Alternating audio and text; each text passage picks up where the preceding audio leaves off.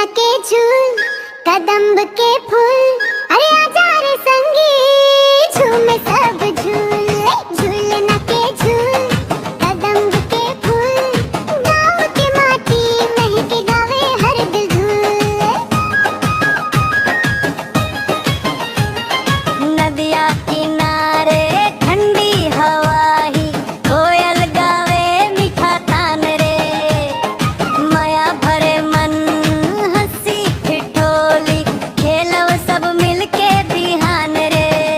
झूमे डार डार गावे हर बार, संगी संग झूले माया के झार। झूलना के झूल कदम्ब के फूल, अरे आजा रे संगी झूमे सब झूल। झूलना के झूल कदम्ब के फूल, गाँव की माटी महके गावे हर दिल झूल।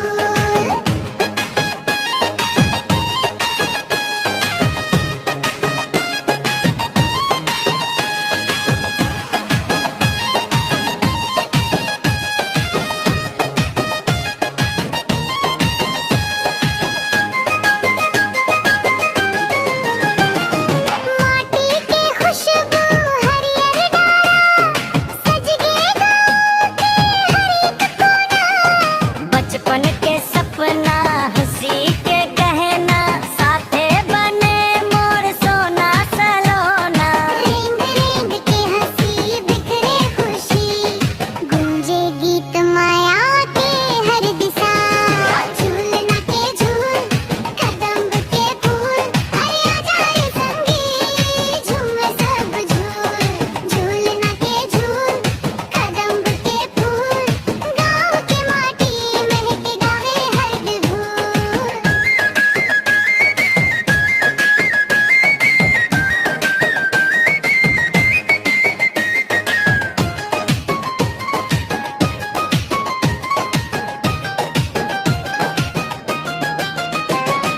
माई के लोरी दादा के बात, गूंजे अंगना माया के राग।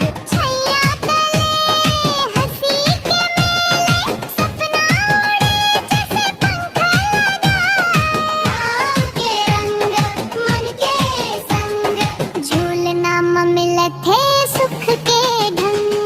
झूलना के झूल कदम्ब के फूल, अरे आजा रे संगी झूमे सब झूल।